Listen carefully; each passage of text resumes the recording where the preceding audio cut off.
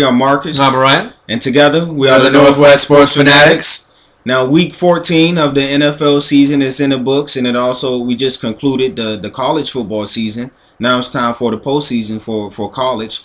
First off, we want to just say happy holidays to everybody out there in the fam. I hope y'all are enjoying yourselves.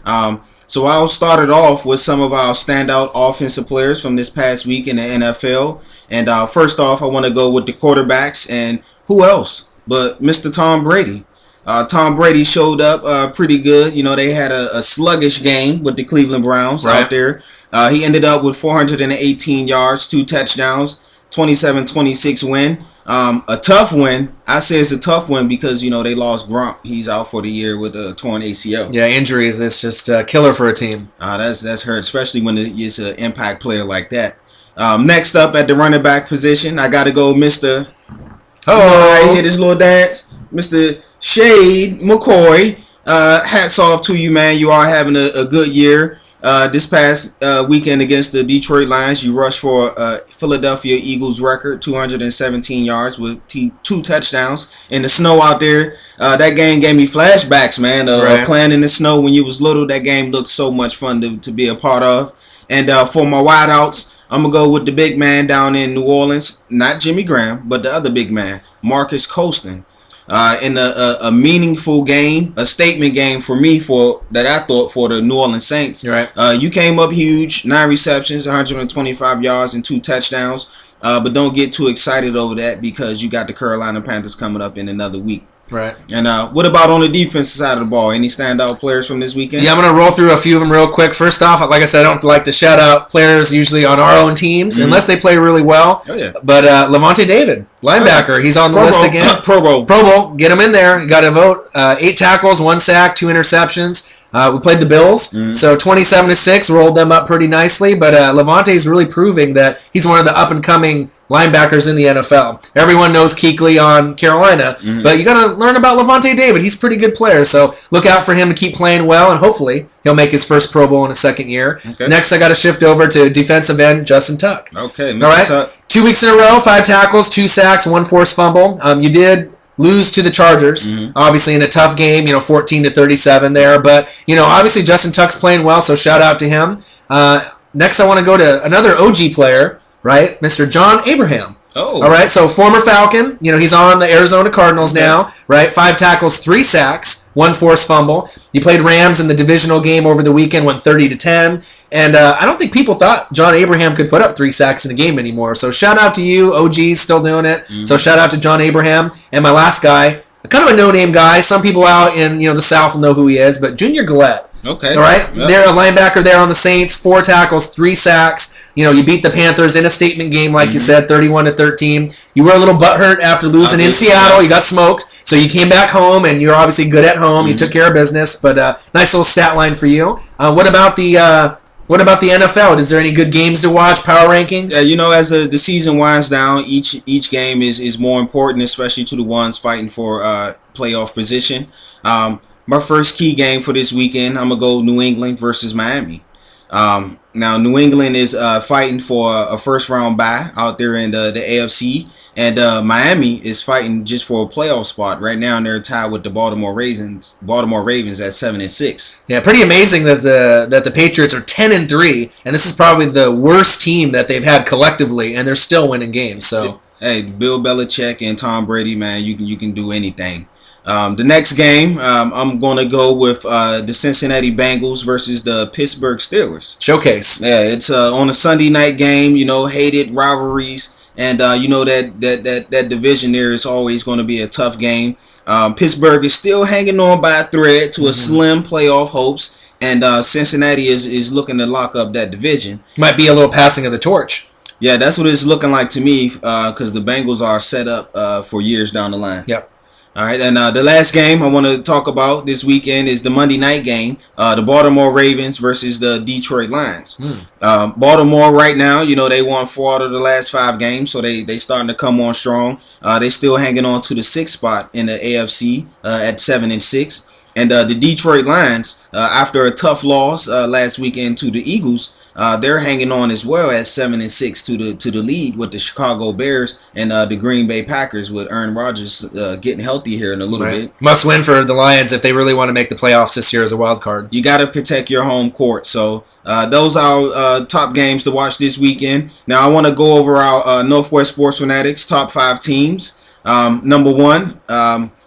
I had to change it up. I'm going to go with the Denver Broncos. Mr. Manning. Mr. Peyton Manning, 11-2. They've scored the most points in NFL history after 13 games. And I switched it because of you made a good point as far as the road teams. Yeah, I think road record is one of those things when Denver goes on the road, you have more confidence in their special teams and their D than Seattle. Seattle's great at home, probably the best team at home. But when they go to the road, sometimes they can't win those games like San Francisco this past weekend. That's correct. And so for that reason, we got the Seahawks at number 2 at 11-2. They're locked for the number 1 seed in the NFC, so the playoffs, the road to the Super Bowl still go through Seattle out there. Number 3, we're going to go to New Orleans Saints with a great bounce back win against the Panthers, big time. They 7-0 at home. You still got another game coming up against the Panthers in 2 weeks, so stay prepared for that. And that one's going to be on the road, so that's the real key test to see if the Saints are on the same level as some of these other teams, if they can win that game on the road, which most people think that they're going to lose. That's what great teams do, man. They win on the road, so New Orleans Saints is all on you. How you going to act out there? The 4th team, we got to go with the New England Patriots. They sitting at 10-3, and I only got one comment about the New England Patriots. 11 straight 10-win seasons. It's ridiculous. Yeah, say no more. And my number 5 team, I'm going to go with the Carolina Panthers. You did have a tough loss to the Saints, but you got the rematch coming up again in 2 weeks. So it was either between them or the 49ers, but I gave them the nudge because they beat the 49ers. Right, I agree. All right, and what's going on in the NBA these days? And also the BCS. Yeah, so we'll touch on both of those real quick. I'll actually go BCS first. We'll touch on that real quick. So first, we just want to shout out Northwest Sports Fanatic. Congratulations to Florida State, Auburn, Stanford, and Michigan State for winning your respective championship games over the weekend. ACC, SEC, Pac-12, and Big Ten. So shout out to you guys. I mean, I don't think a lot of people thought that these teams would be at the end, but our little bowl showcase is going to be really nice. The Natties set up, obviously number 2 Auburn versus number 1 Florida State. Okay. That's going to be a showcase game. Could go either way. Even though Auburn's ranked number 2, I think they're favored based on the whole package of what they've gone through this whole season. And no disrespect to famous Jameis, but I think Auburn might be the favorite in that game. Should be a close one. Rose Bowl, we got number 5 Stanford versus number 4 Michigan State. Okay, nice matchup. I really like this matchup. Good 2 defensive teams. They both can score on offense, but it's kind of sporadic. So you don't really know when they're going to score, but it should be a hell of a game to watch. Rose Bowl, obviously they did them really proud there with that matchup, with that selection. Next up, you got UCF and Baylor in the Fiesta Bowl. This is probably the worst one in the BCS bowl games because UCF isn't really people like UCF. Right. So it's probably, but you always have those Northern Illinois, those kind of automatic qualifiers that get in. Baylor should roll them, but it should be a pretty exciting game. And who knows, maybe UCF might put up a fight, obviously in the second half, and we'll see how that one goes. Orange Bowl's next, number 12 Clemson, right? Taj Boyd, Sammy Watkins versus number 7 Ohio State. Oh. So that's going to be a nice showcase game because Ohio State's angry. Yeah, they went from the Natty, nope. They went to the Rose Bowl, nope. And then they went all the way down to the Orange. So they're a little sad about it, I think, a little upset. They got something to play for. So that should be a pretty good matchup, I think, when the day rolls around January 3rd. And then last but not least, maybe one of the most underrated games, Sugar Bowl. You got number 11 Oklahoma versus number 3 Alabama. So Alabama, obviously, they are a little upset that they lost the way that they did. But I think that if they show people that they can roll Oklahoma maybe by 20, 25, 30, then that'll put people, in the rankings up a little bit higher at the end of the year. It still could end up number 2. Yeah, they could still end up number 2, so we'll have to see there. But that's just the little slate for BCS. We'll go into more of the games as we get closer to the bowl games, and we'll kind of shout out some of the other teams across the country. Because that's what we're looking at so far. And then let's shift over real quick to the NBA. Ballin', right? NBA power rankings. So let's start it off real quick. We got the Indiana Pacers. Okay. Like you didn't know, right? Number 1, you're 19-3 at this point.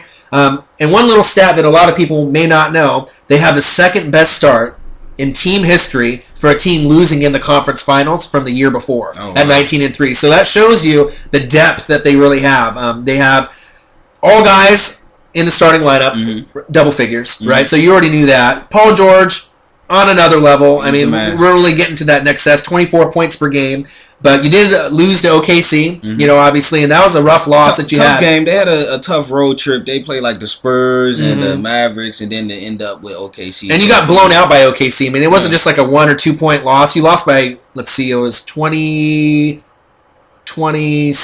26. I think around that amount, 26 points. So that's a pretty big loss, but you did bounce back last night, right? Game of the week on NBA TV against the Heat. You were at home. You took care of business 90-84. So obviously you showed America and everyone else, Northwest Sports Fanatics, you are the best. Exactly. So shout out to Indiana Pacers. Don't see you slowing down anytime soon. Number 2, Portland Trailblazers, our hometown team right here. So who would have thought, right? 18-4, right? We had a real heartbreaker against Dallas on the weekend. We lost 108-106. Obviously, Monte Ellis and Dirk, they're finding ways to work together, so shout out to Dallas. But, your Blazers, we're playing pretty good. We got the Rockets tomorrow. We're playing better than people, originally thought. And I think the MVP of this team, for people who don't know, in a lot of the Blazer games, if you're not watching them, they would say, oh, is it Lillard?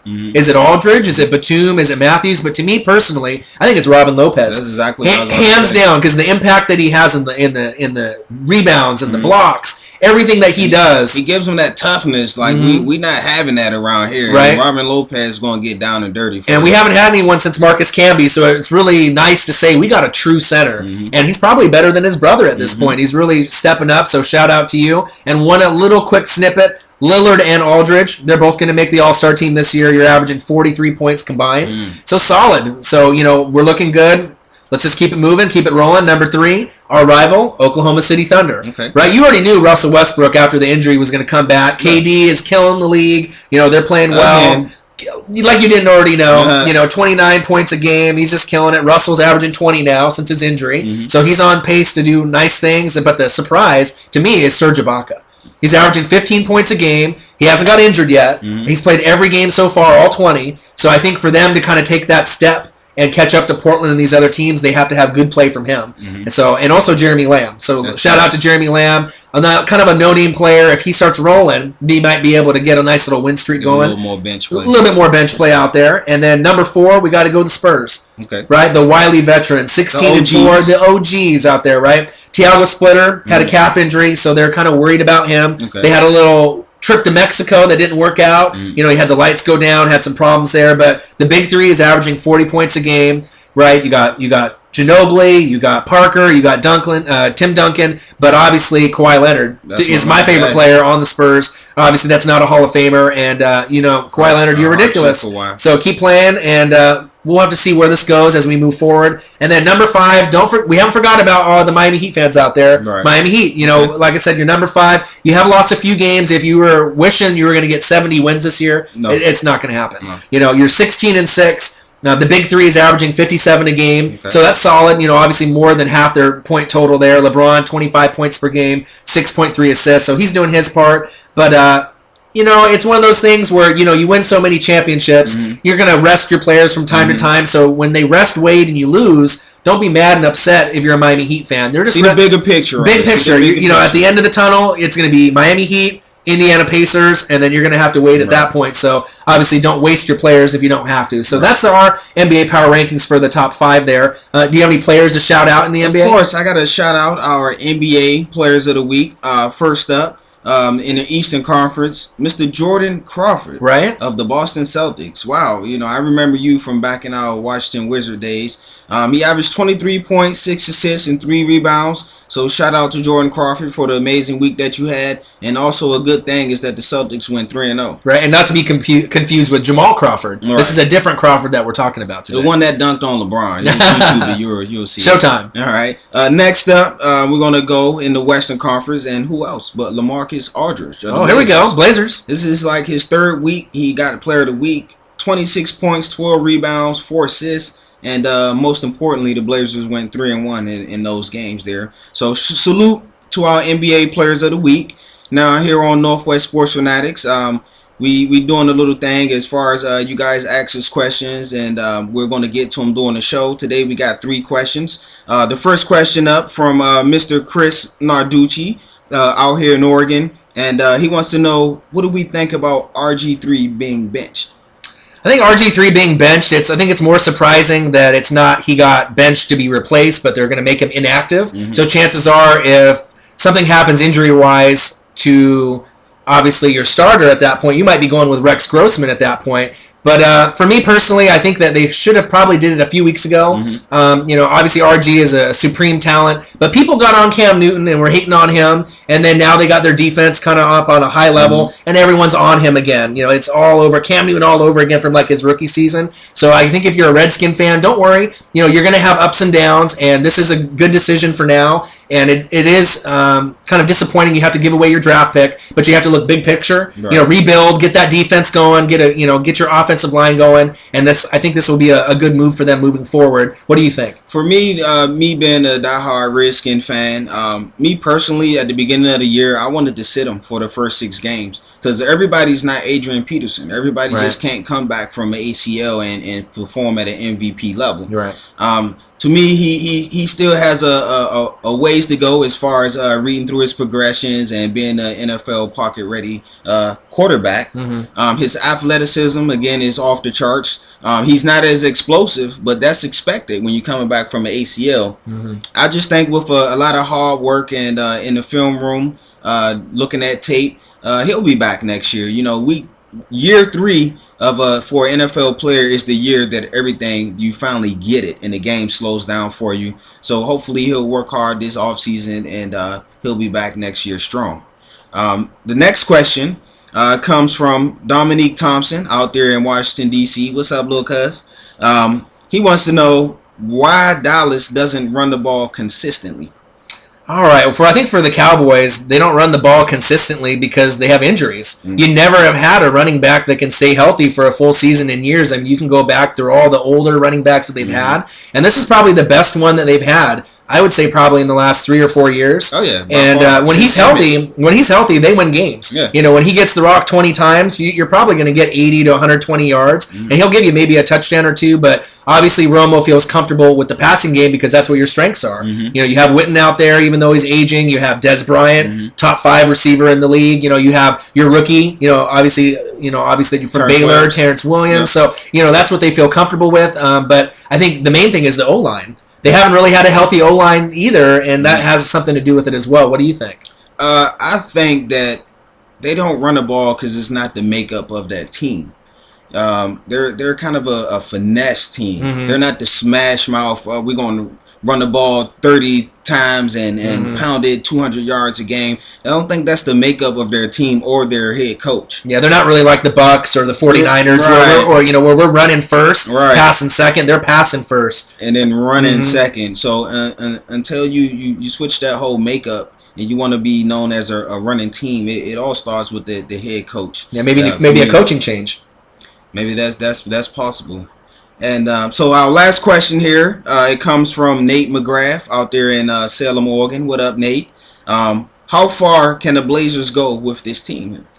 All right, so I know a lot of people out here in Oregon are getting excited, right? So don't jump the horse too high and get too excited. If you're thinking we're going to win the championship this year, it's not going to happen. I'd be very shocked if it did. Let alone, I don't even know if we can even make it to the Western Finals. Mm-hmm. As crazy as that sounds, we haven't even got out of the first round in years. Mm-hmm. So let's take it step by step. Let's get to the playoffs first. Get out of the first round. We haven't done that in years. Mm-hmm. And then we'll see where we can go. But I think it's too early to say. But I would say if we can stay healthy with the core the rest of the season, I think a Western Conference Finals wouldn't be impossible to think. Mm-hmm. But let's just take it one step at a time. And I think at this point, you could say we're going to get out of the first round this year. Especially if we get a top 4 seed, that means home court. And then I think we can move on with that home court advantage. What do you think? To me, I don't even think the Blazers have reached their peak. I mean, they're still missing C.J. McCollum. Right. Which I think is a huge addition to them. There are some tough teams, man. The West is tough. They got off to a good start by beating the teams that they're supposed to beat. So that's a credit to them. They're handling their business. And they also beat some of the top teams, too, as well. Yeah, until we beat OKC, they beat the Spurs, right. So they're showing that they can handle their business. But the key is consistency. Yeah, and we haven't beat the Heat yet either. All right. So there you have it. I'm Marcus. You can hit me up on Twitter. Marcus Hill underscore NWSF. And Orion underscore NWSF. We're running out of time here, so we're going to let you go. Watch the next video next week. Keep it posted. Northwest Sports Fanatics.